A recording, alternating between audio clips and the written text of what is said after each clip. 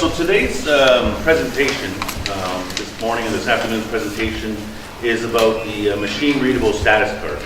Today we're joined by individuals from Indigenous Services, Crown Relations, and a member of CBSA, and they're going to present to you about this initiative that the federal government has began to roll out. And as you know, we use the status cards here quite often for border crossing as identification. So this initiative that the government is rolling out, which you'll learn more about, is about a way to use the status card as a machine-readable status card for crossing the border purposes. These individuals will go through the two presentations that they have here. We are co-hosting this with the Mohawk Council. This is purely optional, but we wanted to make sure that the community was able to ask questions, receive more information about what this initiative is all about. And then later on this afternoon, if you're comfortable and willing or wanting to apply for the status card that's machine readable, we have the intake session ready to start doing that. So I will turn it over to John, who's from Indigenous Relations or Indigenous Services Canada, who will talk about the initiative or the project that's being rolled out, and then J.D. Marchand will talk about the information part of the status card, or the machine-readable status card. So with that, I'll turn it over to you, and I think we can take questions before or during? So we can take questions during the presentation. We ask that you please raise your hand, and then we'll acknowledge you, and the folks here will do their best to answer the questions. And if there are questions for council, I can assist with that. Thank you very much, Chief. My name is John Gordon. I work with Crown Indigenous Relations in Northern Affairs Canada and Indigenous Services Canada. I was in charge of leading the Machine-Readable Zone project. And the Machine-Readable Zone project is basically, in essence, putting Machine-Readable Zone on the bottom of the Secure Certificate of Indian Status. We'll get to that in a few minutes and tell you what that means. How did we get here? In 2016, the Government of Canada recognized there was a long-term problem with border crossing for First Nation individuals, and they wanted to look for something to address it. In December of 2016, they appointed Mr. Fred Caron as a ministerial special representative and to examine the issue and see what some of the challenges were. He traveled across the country and visited 100 First Nations and met with different individuals and identified the machine-readable zone on the bottom of an SCIF status card as one of the potential ways to address some of the border issues.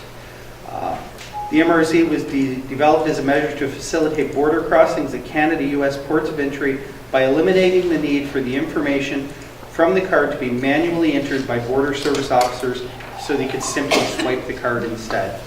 So what is the MRZ? The MRZ is this part of the status card, and all it takes is the Tombstone Data from the front of the card and puts it in a fashion that is readable by a machine in the booth at the customs line when you cross. You can swipe it instead of type the information in. The MRZ does not include any information or provide any information that is not included on the front of the status card. The MRZ breakdown, as you can see here, and this was a mock-up, so it's not correct. This is the birth date. So this is 1980-01-13. Female, that's the serial number, I believe. That is that number brought down here. Here's the name. Here's Indian Affairs is the marker number. And this is the issuing country, Canada. That's all the information that's provided on the card. The rest of it is just empty data fields. What impacts will the MRZ have? As of February 1st, 2019, the machine-readable zone became a standard feature on all secure certificates of Indian status.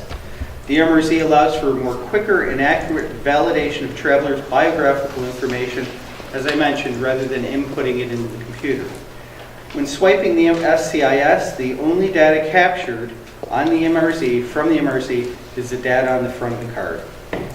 And as always, the collection and use of personal information for registration and status card issuance is protected under the Federal Privacy Act. So the purpose of the event that we're holding here over the next few days is to get these cards with the SCIS, with the MRZ, into the hands of the people so it can actually make a difference when they're crossing the border. And sometimes, you know, I think it needs to be said that it's not, whenever they swipe the card, it stops them from having to type in the information. It seems like that's not a big deal unless you run into somebody who types very slowly. Or you have 4 or 5 people in the car, or maybe 6 people in the car. That's a long time.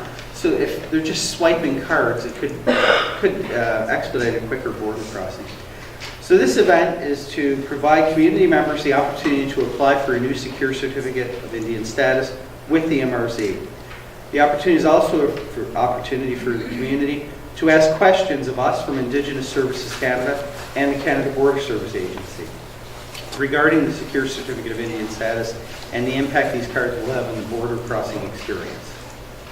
In order to make, yes sir. Will this card be able to be used for flights from cross-border? Unfortunately, no. The only thing this card will be able to be used for is at land crossings and sea crossings, I believe. Ports of entry of land and sea crossings. It will not be used on flights. Domestic flights in Canada, it can be used as identification, but it could be used as identification prior to the MRZ put on it.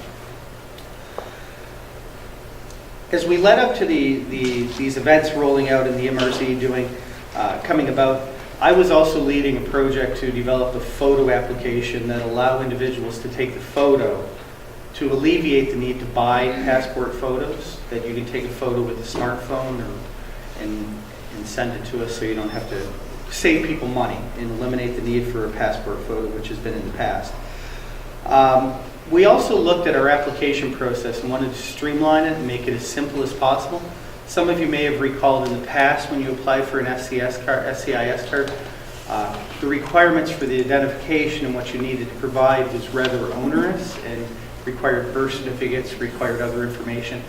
We have now really streamlined the process that applying for a SCIS card for an already registered individual, all you need to complete is the form that we have, which is the SCIS application for a registered person. One piece of valid photo identification that includes your name, date of birth, photo, and signature. We have processes in place that if somebody comes in and does not have that piece of identification, we have a process that we can actually work through with the guarantor of identity, etc., and make sure that that happens. Today, in the next few days, we'll have the SCIF Photo App that we're also trying out before we release it to the general public. That is the phone that's being used to take the pictures. And we're also going to be bringing actual digital cameras with photo printers so that we can speed along the process depending on the number of people who apply. So we're really trying to roll as many people through as possible to make sure that it's not a long process and that we can get as many done as possible. The applications we have today, you can take those and take those home and fill them out, bring them back with your one piece of identification. The process will then be that the one piece of identification will be photocopied, the front and the back, will be certified by one of our people who certify identity documents. And they will take a picture, and then when the picture of the process is done, you'll be provided with a receipt with your file number on it for tracking purposes. And you should receive a new card in 2, 3, maybe 4 weeks, depending on the volume that we have. So we highly doubt that it would take longer than a month. All of the applications that we receive, you are not required to hand in your current SCIS card. You are not required to hand in your pink laminate card that the band office has issued. You can maintain those cards and still apply for this card. And while that card's coming in, you can feel free to use that other card. And then whenever the other card comes in, you can have a spare. We also have the SCIF Photo App, which I mentioned will be used to expedite the process. The SCIF Photo App is an easy process that eventually we're going to move that the whole application process will be online. We're not there yet. Imagine that, we're the government, we're a little slow. But we will get to a process where eventually, if you want to apply and are a registered individual, you'll be able to do it all online and all on a smartphone. It is 2019. This is our first step of it. As you walk through it, you enter your name, your registration number, some email address, and then you go through the process of actually taking a picture. We're still working on the process of making this a more easy-to-use application. It's still being developed and still being tweaked, but we do have a version that we're using in production today.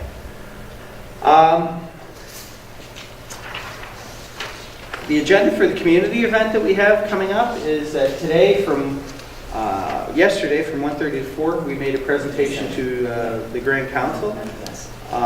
Today we're here at a lunch and learn in the rec center here from 11:30 to 1, taking questions and also giving out forms for the application and other information. And then from 5 till 7:30 tonight, I believe we're back here to take applications and do actual intake for anyone who desires having a new card. And then we're here all day tomorrow, all day intake session here at the rec center as well. Following the community event,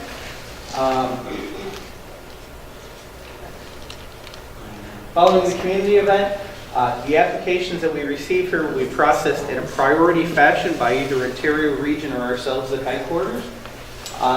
Individuals who submit a new SCIS applications are encouraged to keep their existing status card until their MRZ card arrives in the mail. For individuals who may not be able to attend the event in person, they are still welcome to submit an application for a new SCIS, and this can be done through different channels, through your community Indian registration administrator, by submitting the application in person to INAC regional office or INAC headquarters, and by sending the application by mail to the SCIS processing center. That's the end of my presentation. I can answer any questions that anyone may have. How long are they good for? Is it 5 years? The expiry on those cards? I believe it's a 10-year card. Oh, okay. It's a 10-year card. And we're looking at a policy that the elderly individuals who apply for a card will not need to reapply for a card. That we may find a way that we can extend them. There's no need for somebody that's 60 years old to have to reapply for a card and be hit older than that. So we're looking at a possibility to support elders and making the status cards more longer period of time before the expiration date or with no expiration date, but we haven't got there yet. Why? Okay. We're going to go here. She had her hand up first. Are these cards going to be similar to those enhanced cards we had a few years ago? These are the only cards that we issue now. The enhanced cards were something that we had issued in the past. These are the only secure certificates of Indian status that we have today. But are they going to be like those? They're similar in nature of that they look the same, they have some of the same security features, and now they'll have the MRZ, but they're not exactly like the previously enhanced cards. No. Why do we have to change it? You don't have to. So I can keep my old, You can keep your own card and continue to use it in the fashion you use it today. This is only to expedite border crossing, and if you want to have a machine-readable zone on your secure certificate of Indian status, you can apply to have one, but there's no need to have one. Your current cards are valid. is there a cost for any of this? There is absolutely no cost. It's completely done free of charge. The process ISC is using now, how often will you be in the community for renewals, or are the machine equipment going to be here within our territory for us to do it at our local offices? To take the intake for the cards, Even have the cards printed? to have the cards are printed in a secure fashion by Canadian Banknote Company in Ottawa at 3 different secure facilities, and they have a number of pieces of equipment that provide security features in the card that make it impossible for us to produce the card anywhere other than Canada Banknote. So, but we will have a process very shortly where we'll be releasing the Photo App to Indian registration administrators. We haven't quite worked out all the details on that as it's a new process, but we're looking to be able to provide that the pictures will be taken in the band office for the SCIS application. So at least we're working towards that pretty quickly. So are you saying this card will only be for border crossing? This card will be your secure certificate of Indian status. You can use it the same as every other card. The only difference between this card and any other card is that this card will have the machine-readable zone. It can be used the same as every other card. But can we still use it for tax exemption? I believe so, yes. Yeah, you can use it just as you do all your other cards. Okay. Try to keep everybody in order. If I don't get you in right order, I'm sorry. I think you're next. Okay. First of all, I forgot what I was going to ask. So will the local office still be handing out the pink card, a regular? The local office still has the capacity to produce the pink card here in your community. Yes. Okay. On an ongoing basis, On an as far ongoing as you can basis, see as far right as I now? can see. Okay. Yes, so this is a pretty general question, but for any of the community members that are unable to attend these sessions, will they still have the same time frame? You said it'll take about 3 to 4 weeks before the cards are processed and delivered. Can they expect that same time frame if they are to do it like the application through an IRA? Right now, I believe our... Because that's an incredibly short amount of time to receive that card. Okay. Really good news on this front is that I believe some of the changes we've made internally at Indian Affairs, which are unimportant communities, have reduced the period of time for an application for an SCIS card down to around 6 weeks. So that's for anyone. So we're cutting that time in half for the priority events like today. I have not given any, I don't think anybody's thought of if we get applications in after the fact, and we put those into the front of the line and prioritize. I would say we can, as it's our goal to get as many cards into the hands of people who want them in your community, as your community was chosen as one of the community events. Okay, this is one of the other questions I had was, are other band members invited to come here and get a card as well? This event has been organized with the council, and it is for your community. If your community has visitors that want to attend, that would be at your discretion. We're here to support how your community wants to roll it out, but we're here for your community.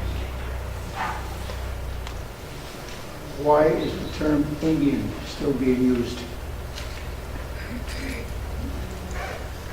Because of the Indian Act, I would imagine, because we're still registered Indians under the Indian Act, and that's would be my answer to that question. The Secure Certificate of Indian Status proves that you're a member that is registered on the Indian Registrar, ran by the Indian Registrar, the Indian Registry that is administered by the Indian Registrar. So it's still the Indian Act who defines who's an Indian, unfortunately. Is this the only border crossing that we can use this card? You can use it at any port of entry in the United States or Canada that's a sea or land. So any border crossing, doesn't matter where. Sir? But you can't use it at the airport. You cannot use it at the airport for identification purposes to travel into the United States. Or at the port of entry when you get off a ship or something. Yeah, a seaport, yes. Marine and land. Marine and land, yes, between the United States and Canada, but not in the air at this time. Well, I don't think there's envision happening in the future. But no. To build on one of the questions on the tax exempt status, the renewed by date, I have the ISC from issued from 2010. I was told I was expired when I go to get a tax exemption because it says it's out of date. So there has to be a rollout to the Commerce to tell them that this new card is coming out. And at the same time, just because it says renew by doesn't mean I'm expired and the card's no good. The Department of Indian Affairs is working with, we're not Indian Affairs, Indigenous Services Canada, or CIRMA, is working with retailers on information. We're trying to work on an information package to provide to retailers to allow retailers to know which cards are acceptable, which cards are not acceptable. I think the most important thing to remember for a retailer and to explain to a retailer is this is this proof. This is a proof of identification that I'm a registered Indian. I do not expire being a registered Indian when this identity document expires. The identity document expires, not me or you or anyone as a registered Indian. And I think when that's explained to a retailer, sometimes they say, okay, you're correct, you know, it is you and you can still honor the tax exemption. The card does not provide the tax exemption, the registration is what provides the tax exemption. Well, what I'm saying really is that what you're saying is correct, Yep. but it has to be relayed to Commerce. To Commerce. So they understand that. And we're doing an information package out to retailers. Is this claim citizenship? Pardon me? Does it claim citizenship Does the card claim citizenship? for Canadian or American? No. It provides identity that proves you're a registered Indian. And included on the registry, and included on the registration. Yes, a registered Indian in Canada. So it does not, it's not a citizenship document. I'll let my CBSA colleague take that question. Okay. I'll be presenting on some of the points. Will the merchant information letter be coming in with the card so that if a merchant doesn't want to honor it, that we have the proof?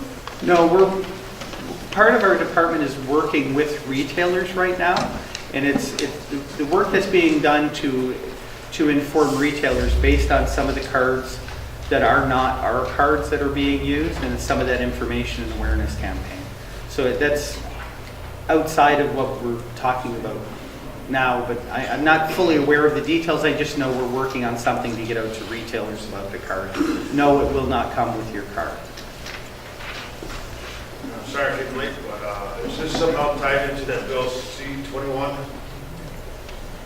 This has nothing to do with any bill that I'm aware It's going to of. make it easier for them to identify us on both sides of the border, right? So if we use it over there, they advertise it. Because a lot of us use travel going that way. Travel card, go that way, and come back and use the Indian Affairs instead. Come back this way. But now we're making it easier for them to tie us going back and forth down with this card. I think that would be a question my colleague at CBSA can answer, because I'm not aware of the answer to that question. I don't know the answer. The machine readable part, the magnetic strip or whatnot, is that going to be able to be read from the air, like helicopters? or No. whatever? It has to be scanned by a machine. It's not an RFID. It's not like a chip that you tap. It's not that technology. It's actually, it has to be swiped by a machine.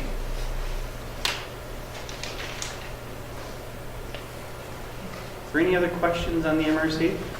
My colleague from, and I'm remiss, I forgot to apologize. I must apologize for not saying thank you for welcoming me to your territory. I'm from Six Nations of the Grand River, Tuscarora Indian, and I should respect and honor that you welcomed me into your territory today to be here, so thank you.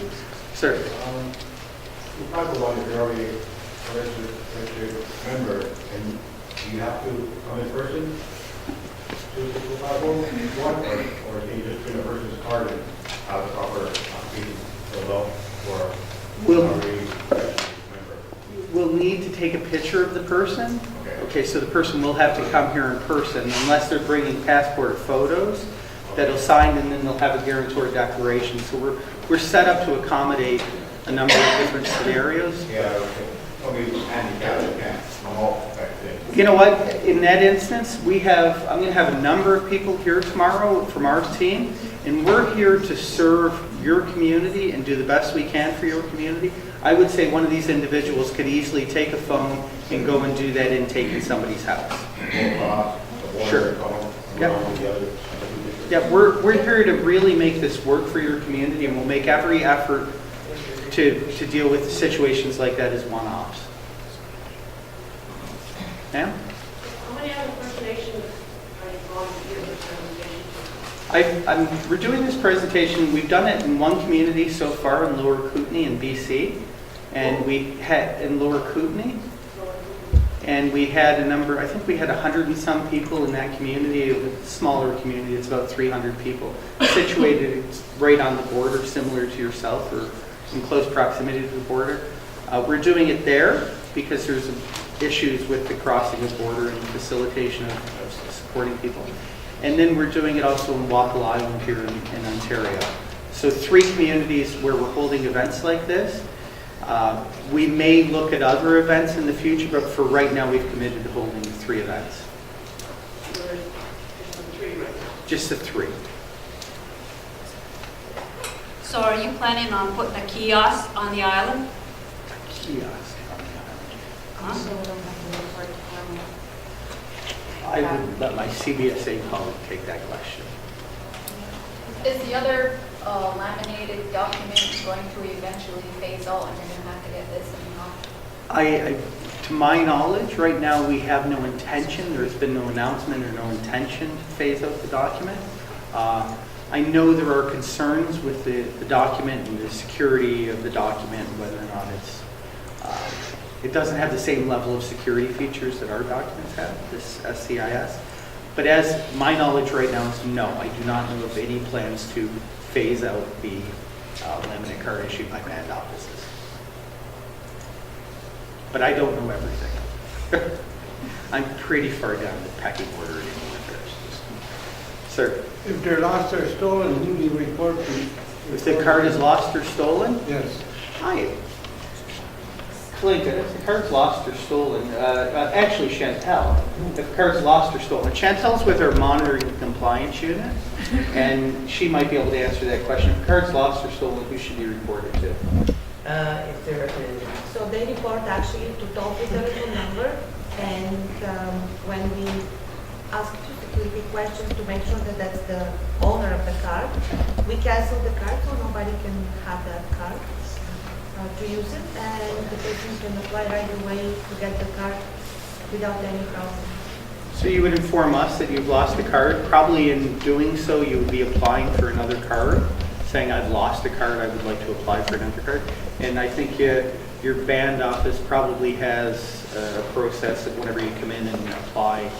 And I know some bands, I don't know about here, but some bands have a process that if you've lost one card, they'll replace it. But if you've lost 2 cards, they start to charge you a fee. And if you've lost 3 cards, it becomes more of an issue. So I would suggest We don't charge. We don't. Yes, sir. Okay, I'm glad somebody brought up the lost or stolen laminated card. Yep. Because mine probably a month or so ago, I had a bridge pass, okay? And they confiscated it. Didn't happen to be in the car. A friend tried to use it. And then they confiscated it at the toll, okay? So, and I was quite sick, so probably 2 to 3 weeks later, when I was able to get out, finally, I stopped at the toll, and I said, okay, where's my card?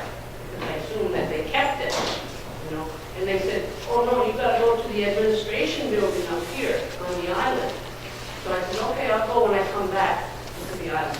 So I did, I stopped in, and the first thing I hear, I said, I'm here for my bridge pass. And she said, oh no, as soon as she saw my ID, she said, oh no, we trashed that. She said, so you got to get a picture. She turned that camera towards me in her little office, and I put my hand up. I said, wait a minute, what do you mean you trashed? That didn't belong to you. That was your property. It said my name on there, not whatever. She said, oh yes, it's our property. I said, by the way, you are on our property. So why don't you guys move to where you're supposed to be? Because you're on our property. And why did you take my property? So the end result is I'm going without a bridge pass back and forth.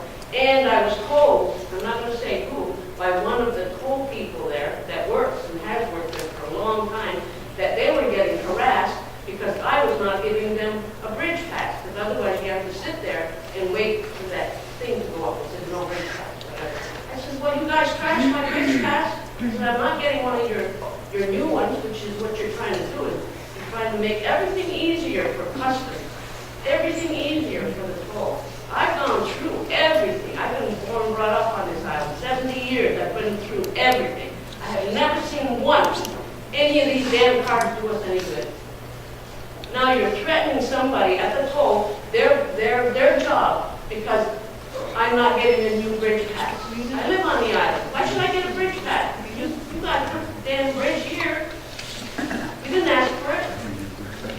So this is why this whole thing, you guys smarten up in here. All they're doing is they're making it easier for the people at customs. Whose side are you on? Who wins or the other side?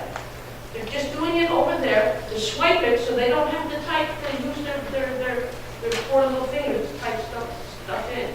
And then, after, if you lose a card, then they'll give you a hassle and threaten somebody's job because they're not collecting the card. What the hell kind of business is this? Corporate business? This is not right. Keep using the old one, and I'm not getting a bridge pass if someone expired there in my record. Okay? Valid point.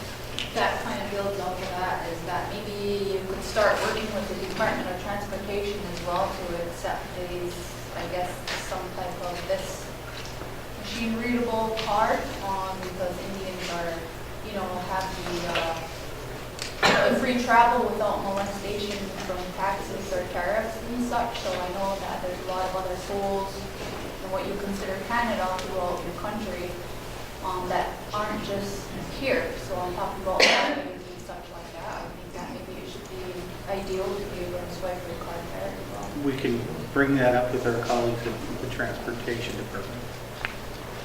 Are you going to write it down? Okay, cool. I brought a large team with me. I have one of my senior policy advisors, Kenny Ledoux, Benoit, Kalinka, and Chantel, who are all work with me, so they're taking notes and identifying all the questions that have been asked, and how I answered them to make sure that I answered them correctly and haven't, gone off side. So John, perhaps we can go on to the next presentation. Okay.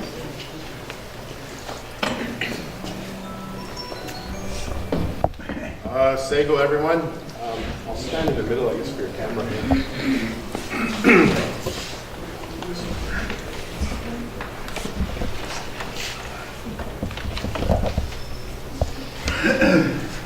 My name is J.D. Marchand. I'm Algonquin from Kitigan-Zibi. Some of you might be familiar with me. I was working in this community a number of years ago as the liaison officer. Shortly after 2009, I was here for about 3 years working on different challenges that we're facing here in this community. I'm here today to answer some questions regarding how we're going to be processing this particular card. And I already heard 1 or 2 questions that come up in John's presentation. I appreciate you folks taking the time to come out here to hear what we have to say. I truly hope that I can give you at least some answers to some of the questions you have. Some of them, I'll be truthful from the get-go, they'll probably be a little bit more difficult for me to answer because I don't have the answers. But that being said, you mentioned citizenship, Anne. It's not part of the process, and you'll see in my slides when the information is frozen here. Excuse me for 1 moment.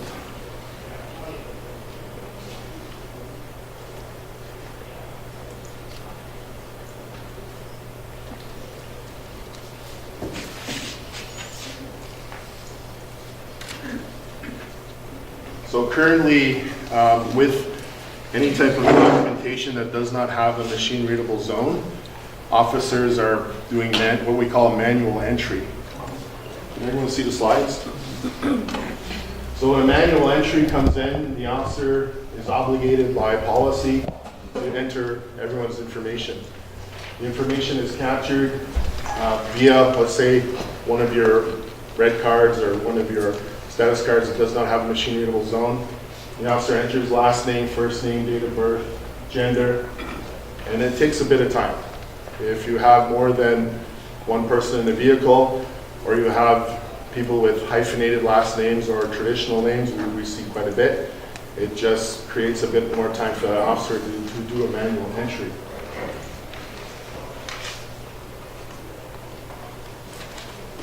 So when it's scanned, which is much like a passport, a Nexus card, or even secure driver's license, which has a machine-readable zone, the information, the officer puts it into the scanner, and it's a second or 2, it populates the same information that the officer was putting in manually. So all of the Tombstone data. There's no change. It shows it, and then it's just a matter of questions on travel and goods. When questions come up as to what information we actually see inside there, it's basically cross-checking our databases. So if anyone's ever had an infraction at the border, it usually pops up. But that will pop up anywhere at any Canadian border point. So let's say you went traveling down to Dominican or Cuba and you flew back into Toronto, the same information, the same screen would pop up when you presented your passport or whatever document you used to travel. It would just come up and it would make a determination on whether randomly you were going to be referred into secondary, or depending on things that might be said, whether or not you go to secondary or you just carry on down the road.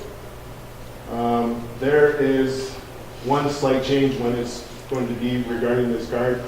The document type will come up as a certificate of Indian status, document number, and citizenship will not be part of that.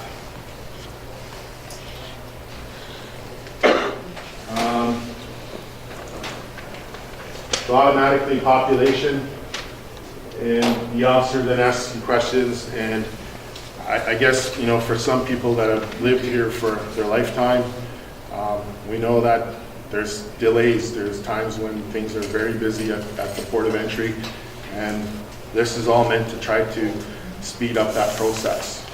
You mentioned information gathering, sharing. That's been happening for a very long time. Anytime you put your name or your date of birth, your Tombstone Data, that's the information that the systems are using on both sides. Same thing.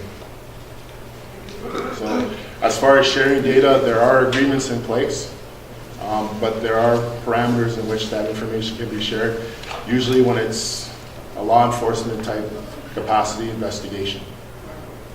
There was a question about healthcare information. We do not have access to healthcare information at the border, to my knowledge.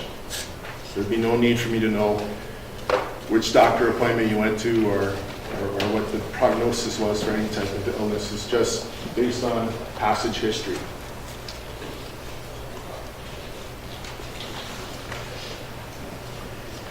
As citizenship is not a SCIF card or MRZ data element, the CDSA system will read this as unknown, which will automatically prompt a screen message advising the traveler may be visa required. That's a default to the system.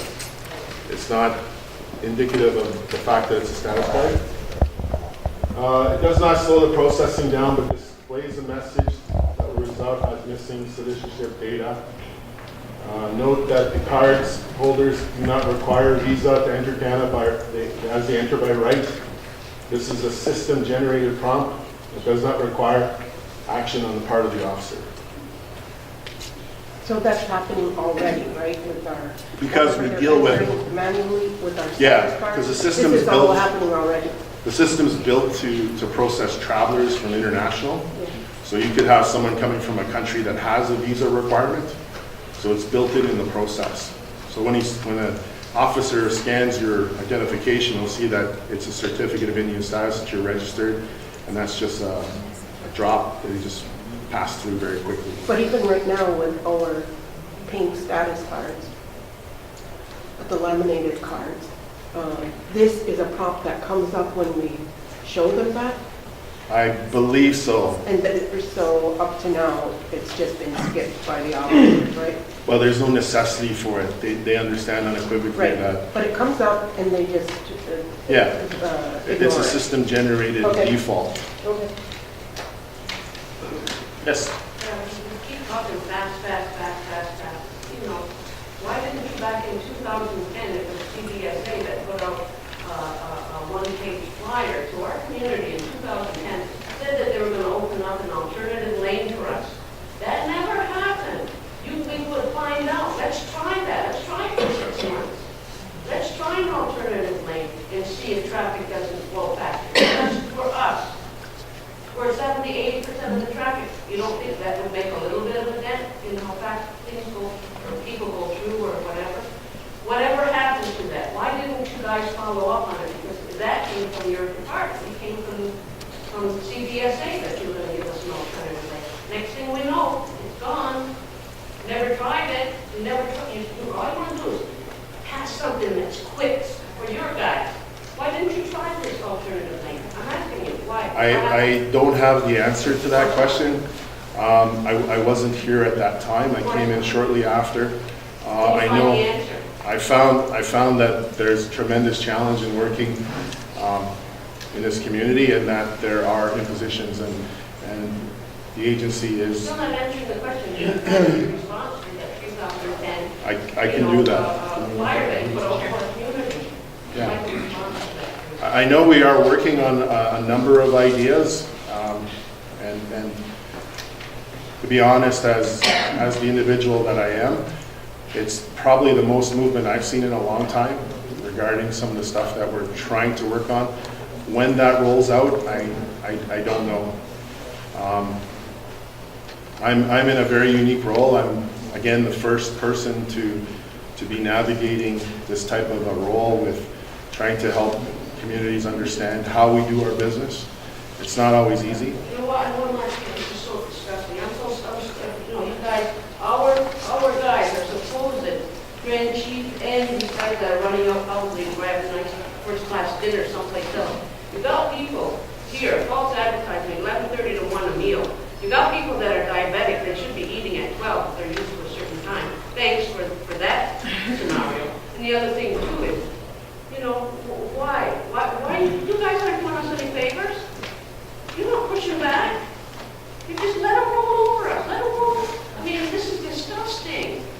This is disgusting. And intake. You want to take intake? Why don't you just take it while we're having dinner here? Really? Why in a rush for intake? Let people have their questions and answers and stuff like that. Why do you have to wait? Why immediately? As soon as they snap, jump, how high? Thank you very much. So, again, if there's any questions regarding processing or any other questions regarding CBSA, I make myself available, and I think, you know, we're all hungry. It is a little bit after noon hour. I'm cognizant of that. So, yes. I don't understand why we're always the ones that we have to try and make it easier for CBSA. When is CBSA ever going to make it easier for us? We do have training which is unique to this territory and to this agency with this particular port of entry. We did work in developing that training with the community, with Arrow and MCA, to really try to improve on that type of relationship dynamic that you're mentioning. Yeah, it is definitely not a perfect exercise by any means, but there are, I think, measures in place for accountability. And I always tell people, if you have an issue with how an officer is conducting themselves, you have that right to speak to a supervisor. You also have the right to file a formal complaint, which is now on an online form. When I first started here, I think it used to be paper, which I didn't find was the most practical way to file a complaint, just for tracking purposes and such. So, you know, yes. And also, when you go to CBSA, why do they always ask you, do you have anything from the United States? When you said, I come from the island. And then they'll ask you that question. Like sometimes, you know, like maybe we should have a map stating where Cornwall Island is. No, I understand. I mean, this is also quite unique in the sense that we have two flows of traffic coming through. We have those that are traveling domestically from the island that haven't gone into the U.S., and then we have in that traffic also those that are coming from across the second bridge that are coming internationally. So it creates quite a challenging spot for these officers. They have to ask some of the questions, and to make a determination should be relatively quick if you're traveling from the island and they're satisfied that that's what you're saying. But I understand the questions still have to kind of be there just so they need to know. That's wrong. Sorry. There was a court case yesterday, actually, that dismissed that notion because the officer didn't have reasonable ground. He acted upon mere suspicion, and that's not a legal question for them to. They cannot proceed any further with any type of interrogation after you have said that you are arriving from Gawanoga, Cornwall Island, the island. That's sufficient and it suffices, and thereon after you proceed without molestation. So what you're saying there's no legitimate. That's wrong, because by their own law, their Canada Customs Act and the Canadian Human Charter, whatever, but that's false, what you had just said. Okay, So there is a court case that I suggest that you look into, because all it's right, our mixed corridor. what is the court case you're referring to? It'll be Regina versus Jody Swamp. Jody Swamp? Yeah, Jody Swamp. And I think that maybe you have to remind CBSA of that, because what they're doing and what they've done in the past is illegal. And what happens now is that because there's case precedents, all of those people can do a civil lawsuit or whatever they want to do to get any of their discriminatory criminalities dismissed because it wasn't right, according to their own laws. So I just wanted I'll be first to admit I'm not aware of the parameters of that case or that decision. Is it case law? Is that what you're referring to? Or? No, well, you're saying that you work at CBSA, so Yes. just making you aware of this. Okay, thank you. I'll research it. And also, I just wanted to know where your office is. My office physically? Yeah, Sault Ste. Marie, Ontario. so CBSA and Sault Ste. Marie. Well, I cover the region. I'm the Northern Ontario region, which includes this port of entry and then basically all the ports of entry through Northern Ontario up to Nunavut. So are you like the Aboriginal liaison for CBSA? There is the liaison here, and her name is Nicole Pichet. I wasn't aware of that. She works at the port of entry. How come the community was not aware of that? There's been no like official press release for a new Aboriginal. Well, she's fairly new, but she's been, I think, part of this port of entry for a number of years, so most people understand. Last time I had went there, I had met with the regional director and also the director of the port, and the Aboriginal liaison at that time was a man, he wasn't a woman, so. It would have been me then. No, it wasn't actually you. Oh, no, Denis Martin perhaps. Yeah, and you know what, Yes. he was unaware of the Indian Act. So I said, well, what kind of Aboriginal liaison are you with? The Indian. Okay, so Especially. we're going to have to move along the presentation because I am super conscious that the timing. Yeah, is sure. I want to finish the presentation and then wrap up. Again, I guess, we get to eating, I'll stick around if some people want to have some conversations with me on the side. Just a quick question. Yes. With this new, excuse me, with this new card, will that get us an Indian link? I don't know. That's done. Okay. All right, so I am super conscious of the time, which was abruptly pointed out. So we do have a lunch at the back that we want to join. We want to invite all of you to have lunch, take it to go. You're welcome to stay here. We do have, John, as mentioned, does have his staff here that are able to either answer your questions individually, take the applications if you want. They can start processing them now.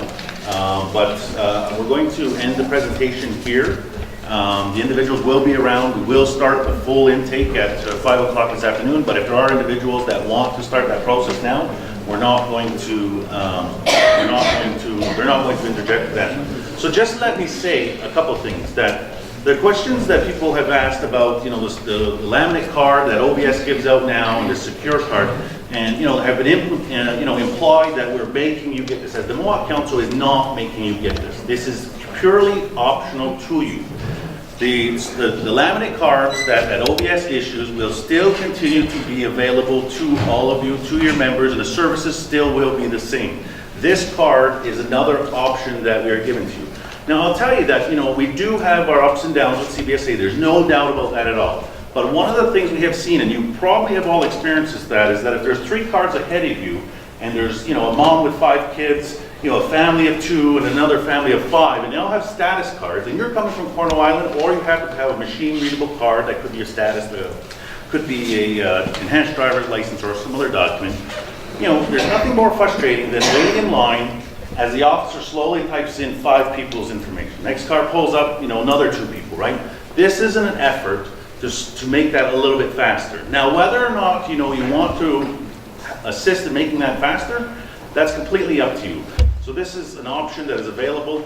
Our thoughts are that as frustrations grow because we're waiting in line all the time. So vehicles can be faster getting through. We think that the frustration levels be low. There are other initiatives that we continue to look at, i.e. the domestic lane or alternative reporting. This is just one initiative. The government is rolling this out, and as John said earlier, if you now apply for a certificate of Indian status, the secure card, it will automatically have the strip on the back for the border crossing, right? So that's automatic now. So this intake session is for you to be able to apply for that secure card. So now there's only 2 cards, as he mentioned earlier. There's a laminate card that we give out, and the government's secure card that they give out. And it will just now have the border stripe on the back. Everything else will continue to remain the same. As JD has pointed out, we wanted to make sure that the community understands what information CBSA is taking and what information is used. And what JD has said, it's the same thing. Whether they put it in manually, whether they use a secure card to swipe, whether they use a passport, whether they use a driver's license, the same effect is going to happen. And that was why we had JD here today to explain that as well. So, we're going to finish here. I'll invite all of you. We have lunch in the back. We have soup, sandwiches, there are to-go containers. I'm around. I have other members of council around. There will continue to be here, the staff, and we'll be able to answer your questions.